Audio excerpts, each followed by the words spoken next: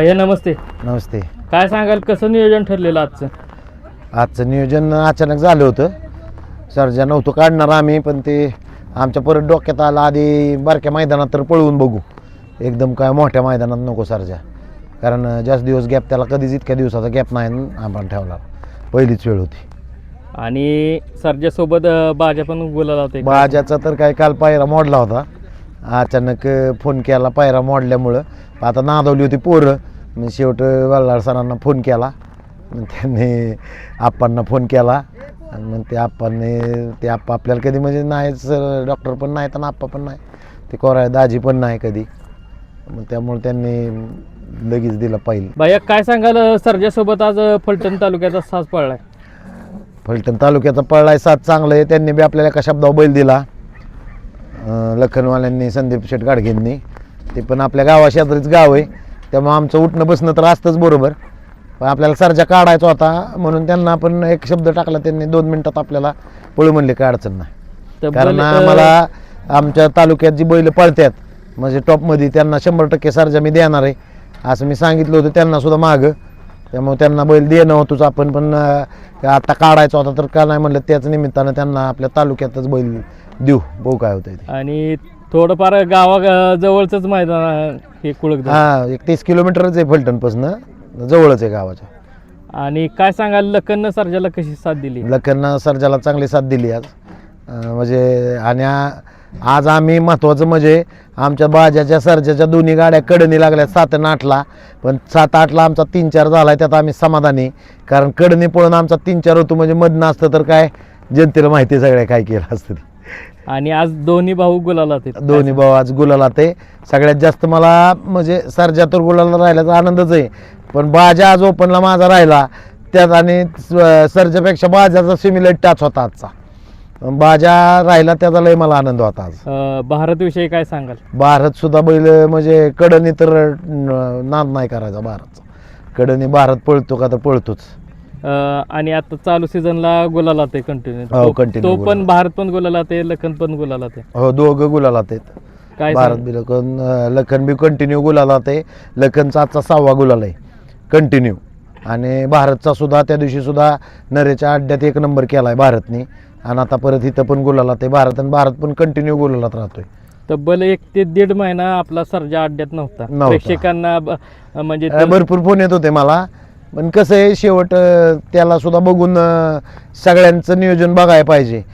नुसतं आपण गडबड करून परत यायचं मार खाऊन जायचा, आमच्या बुद्धीला नंबरचं काय घेणं देणं नसतं. आमच्या डोक्यात एकच असतं, सेमी पास कर, जिंकलो आपण, संपला विषय, गुलाल टाकला बैलाच्या अंगावर, आम्ही समाधानी असतो. ह्या 1 ते 1.5 महिन्यात म्हणजे काय म्हणजे अडचणी काय आल्या म्हणजे. नाही, अडचणी तर लय होत्या, भरपूर होत्या, की काय आता बैल म्हणजे आपलं पण तसंच आहे, दुसऱ्याला पण आपण नाही म्हणू शकत. शेवट आपला बैल आज गुलालात नाही म्हणलं, आपल्याला बैल बी माणूस द्यायला थोडा विचार करत होता ना. पण आज दोघांनी बी दाखवलं की आम्ही म्हणजे काय करू शकतो ते. म्हणजे सर्जा जरी घरी असला तरी बाजा अड्ड्यात होता. बाजाने 2 गुलाल घेतलं होतं. सर्जा घरी होता त्यावेळेस बाजाने 2 गुलाल घेतलं होतं माझ्या. पण कुठंतरी सर्जेची उणीव तुम्हाला. नाही, उणीव तर 100% राहणार ना. आज महाराष्ट्र अख्खा त्याच्यावर प्रेम करतो, त्याचे फॅन फॉलोअर्स असू द्या, म्हणजे मला ह्या गोष्टीचा अभिमान आहे की सर्जा माझ्या दारात आहे, पण सर्जाला कोण नावं ठेवत नाही ह्या गोष्टीचं समाधान आहे मला सगळ्यात. आणि जी नावं ठेवत नाहीत किंवा जे सहकार्य करतात त्यांना तर माझा हात जोडून नमस्कारच आहे. का तर तो मला असं वैयक्तिक वाटतं की तो सगळ्या महाराष्ट्राचा लाडका बैल असेल, कारण त्याला कोण ट्रोल करत नाही, त्याबद्दल मी तर सगळ्यांचे आभार मानेन त्याबद्दल सर्जाला. मध्ये मुंबईला पण गेलेला बैल, काय सांगाल त्याविषयी.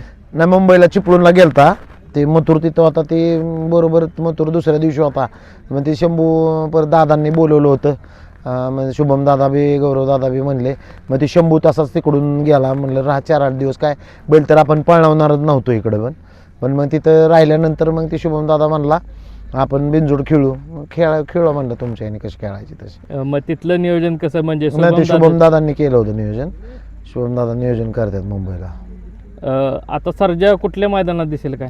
नाही, आता बघू की आज तर आम्ही पळवलं आहे, आता बघू, कारण काय आहे आम्ही एक ट्रायल म्हणून काढला होता त्याला, आज कसा पळतोय काय करतोय, पण आमच्या अपेक्षापेक्षा सर्जा लय पळला आहे. आम्हाला अपेक्षा सुद्धा नव्हती, आणि आज कडनी 3-4 नंबर केला आहे कडनी, मग कडनी आज पळणं सोपं नाही, कारण कडनी गाडी शेवटच उतारती, मला चांगलं माहिती आहे. भैया गटाला त्याचा उजवा खांदा होता, सेमीला परत डावीला टाकला. हा, पण कड लागली ना सिमीला, आम्हाला ती कड लागली आणि फायनलला ही कड लागली.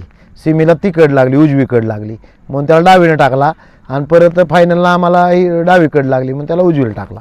म्हणजे ह्या दोन्ही म्हणजे खांदा बदली केली तरी स्पीड थोडं तेवढं उलट जास्त जी आमची अपेक्षा होती, म्हणजे आम्हाला जे बघायचं होतं त्याच्यापेक्षा चांगलं स्पीड आहे त्याचा आज. म्हणजे पहिल्यागत रिकवर हा, झालंय. पहिला जो सर्जा पळत होता ना त्या पद्धतीने सर्जा पळतोय आता सध्या. आणि जे बाजेच्या बाबतीत सेमीसाठी सेमीला जे घडलं ते सांगा जरा. काय झालं, ते हुक होतं त्याला डाव्याला आणि त्याला सुट्टी झाली आणि ती छोट्याने दाव ओढला, असं हुक तुटूनच निघून मागं पडलं. मग बाजा नुसता मोकळाच पळत होता, त्याला दाव नव्हतं बाजाला. आणि बाजाचा सीमे असतानाच लय टाच होता ते. आणि एवढं जो नाही का, म्हणजे मातीचे जे बैल पाळणार आहेत, जे टॉपचे मातीला लय पाळतात, तसला बाजाचा सीमे होता टॉपचा. आम्ही तर म्हणजे मला वैयक्तिक सांगतो, मनात अपेक्षा नव्हती, कारण लय चांगल्या चांगल्या गाड्या वाटणं होत्या. म्हणून मी म्हणलेलं आता म्हणजे बाजा सर्जा तर लागला होता, पण आता बाजाचं म्हणलं अवघड आहे. पण बाजानी भारतनी गाडी काढून दिली बाजाला एकदा, की दोन्ही पण अशी सर्जा बिन बाजा बी एकदा जर गाडी काढून दिली बैलांनी शेजारच्या, मग गाडी नाही पासून देणार तुमची. दादा सर्जाच्या गाडीवर अन्न होते आणि बाजाच्या गाडीवर छोट्या ड्रायव्हर छोट्या होते मला. दोघांची जशी म्हणजे ते दोघं एक प्रकारचे भाऊ आणि हे पण दोघं एक प्रकार. हो हो हो, आणि दोघं शेजारीच लागले फायनलला. फायनलला शेजारी लागले, 7-8 ला लागले. दोघांनी पण अण्णाचं बी कौतुक करावं तेवढं थोडं, कारण अण्णा आज सर्जावर पहिल्यांदाच बसला होता, तरी बी अण्णाने सर्जा मारला व्यवस्थित एकदम, की काय विषय नाही. आणि छोट्याला तर काय, छोट्याला बाजा मारतो, छोट्या पळवतो. बाजा आदत असताना छोट्याने मारलेला आहे. पण छोट्याने बी गाडी आज सगळ्यात महत्त्वाचं, छोट्याने म्हणजे दाव तुटून शिफ्टीला दाव करून फायनल सिमी काढला, ती लय महत्त्वाचं आहे छोट्याचं. कुठं तरी म्हणजे एवढं त्यांचा पण वर्षाचा अनुभव. हो, 100% अनुभव कामी आला छोट्यासुद्धा. आणि छोट्या गाडी चांगलीच मारतो, कारण आमच्या आधीची सुद्धा बैल होती त्यावेळेस बी छोट्याच बसवत होता. आम्ही मध्ये सर्जावर बी बसवलेलं, ज्याला पुढं निकालावर पळायला जातो लय, खालनं त्याला काढून घ्यावा लागतो सर्जाला. आगामी जे कोळे मैदान येतंय मानाचं, महाराष्ट्र केसरीचं, त्याच्यात सर्जा पळताना दिसेल का? नाही, तसं ना आता काय सांगू शकत, कारण आज घरी गेल्यानंतर उद्या ठरवणार आपण त्याचं.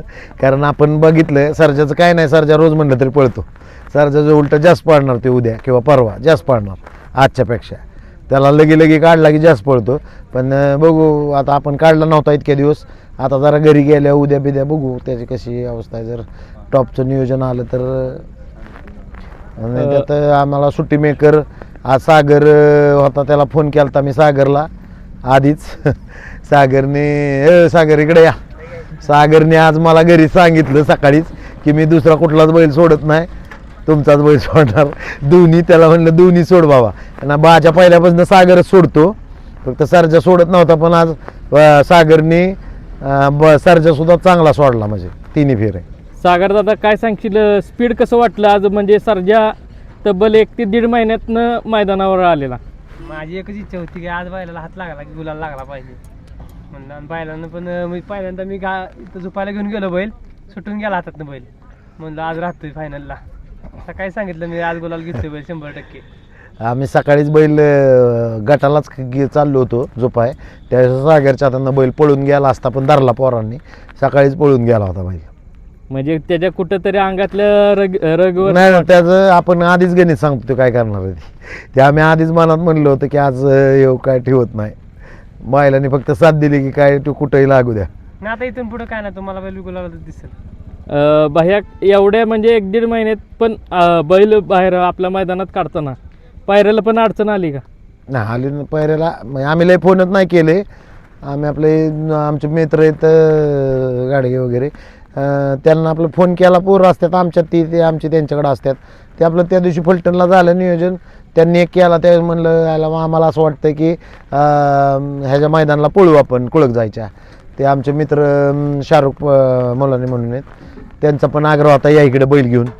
त्यामुळं आपलं आलो, कारण शाहरुख पण कुळक जायचे आमच्याबरोबरच असतात सारखे, त्यांचा पण आग्रह होता, त्यामुळं आम्ही म्हणलं ठीक आहे जाऊ तुमच्याकडे, येऊ बघू पळू.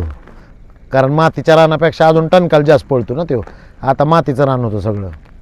आणि कोळ्याचं पण मातीचं रान आहे. हो मातीचंच रान आहे, पण मातीच्या रानाला बैलांचा बी कस निघतो ना सगळ्या, कारण बैलांना जास्त ताकदीनं पळावं लागतं मातीला, ठणकाव गाडी निघून जाते. धन्यवाद दादा तुम्ही दिलेल्या मोलाच्या वेळाबद्दल, आणि पुढील वाटचालीस तुम्हाला शुभेच्छा देतो आणि थांबतो. बरे.